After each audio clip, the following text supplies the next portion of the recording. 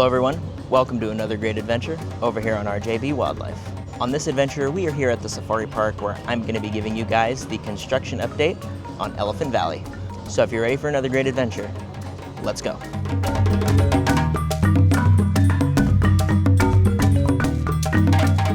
But before we start on updating Elephant Valley in its entirety, I want to bring up a couple small updates here, specifically in Safari Base Camp with the new bar, Max's Hideout. The walls are currently down around this structure and the signage is up, so that is an indication that this will be opening soon. I was also able to get a glimpse of what the menu is going to look like, so if you guys are interested in getting any drinks from here, this is what's going to be available. Now, Max's Hideout is exciting for a number of reasons, but there's an even more exciting thing I want to share, as the Flightline Safari will actually be coming back sooner than expected, and so soon, in fact, we're talking about either this Saturday, August 30th, or September 1st. And there are going to be significant changes to the Flightline Safari, as the prices are going to go up, but not for the reasons you may think. This experience is now going to be merged, unofficially, with a wildlife safari. And what I mean by that is the wildlife safaris are still going to be going on as a normal, everyday item. The Flightline is still its own experience, however, they are changing the format. You're no longer going to be going down the little mini railway that the zip line used to do, which was kind of like a training course. You're just going to go straight to the other one. However, en route to there, you are going to be going through the East African plains and the Asian fields, giving you basically a deluxe wildlife safari experience. So at $120, this is actually kind of a steal, as you're really getting two experiences in one.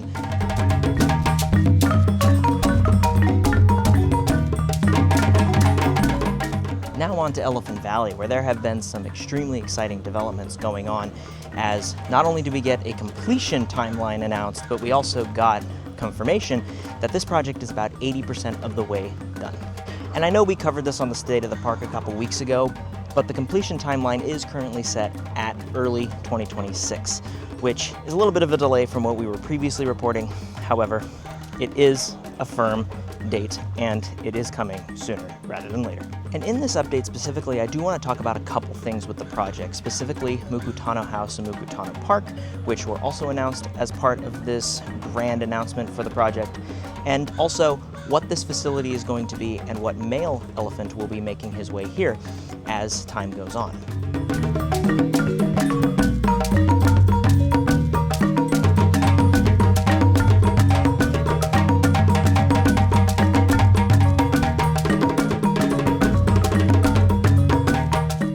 I want to start off with the habitats for Elephant Valley, as there's been a couple developments in that area, specifically revolving around the eastern yard. The shipping containers that used to line the center of that habitat and divide what was traversable for the elephants and not accessible are gone. And that's encouraging, because that means that that entire yard is now going to be worked on as they continue to complete the remaining 20%. Still, the back half portion of this habitat has to be done, including the final rock structure in the back where a lot of the elephant cameras are. But one other thing specifically with the eastern yard that is intriguing is the rock structure you can see from the elephant viewing patio. That apparently is going to be a glass viewing area for the elephants. This was described to me as a ground level viewing platform, so basically you're going to be able to walk up to the glass and see the elephants as if you're standing next to them, just to get a better idea of how big they actually are. Another thing I want to bring up as it pertains to the habitats is this mystery habitat, or whatever this is supposed to be, continuously is a major question mark with this project. It is unknown what this is exactly going to be. It does appear to be a habitat, as they have started to put in extra glass paneling between some of the rock work that separates the area and the elephant habitat.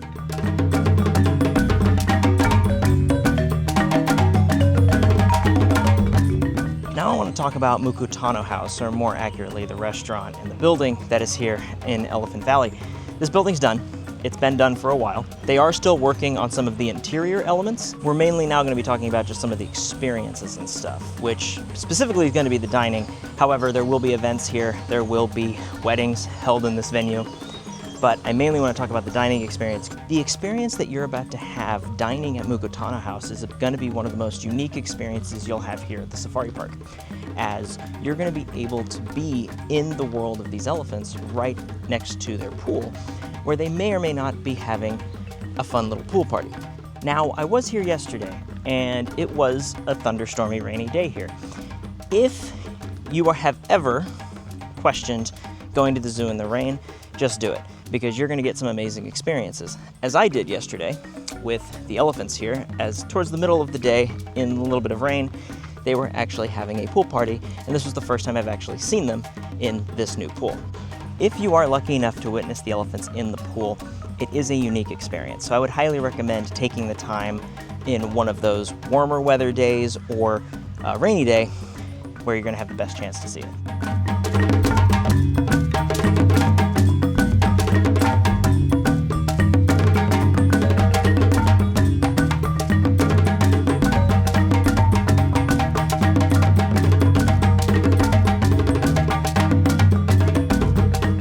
Right behind me is the supposed location of Mkutano Park, which is going to be adjacent to the actual restaurant known as Mkutano House.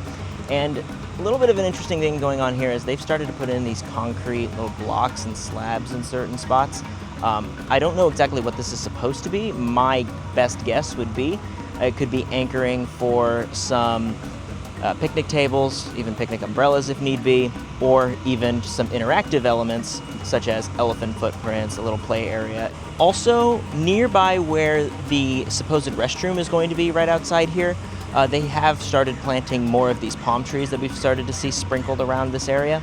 So it's actually really cool that we're going to be able to get some of these detail elements added right now as they kind of continue the work needed to finish this area, which as of right now, this is the area that needs the most work, as this was the staging area. So this is the last main area to complete. Outside of Mkutano Park, the paving in this entire experience is just about done. They've finished paving the area by the pool. They've finished the center dividing pathway and even planted more foliage in that area, as well as the main entry spot and bridge that takes you into the experience. So all of that stuff's mainly done.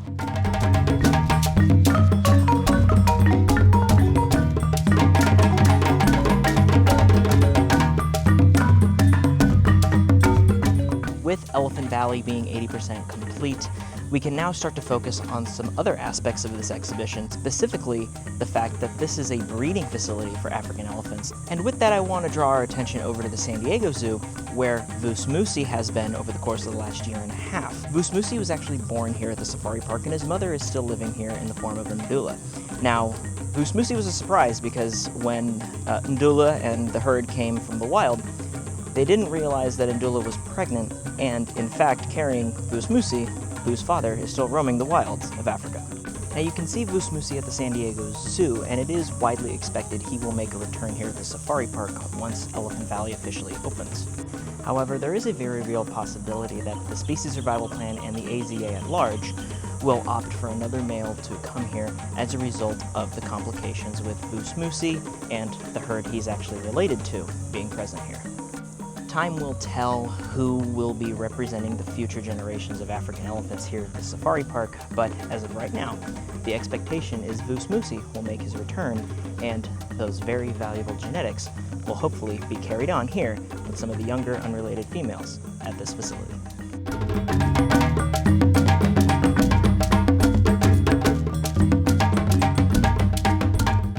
That's gonna do it for today.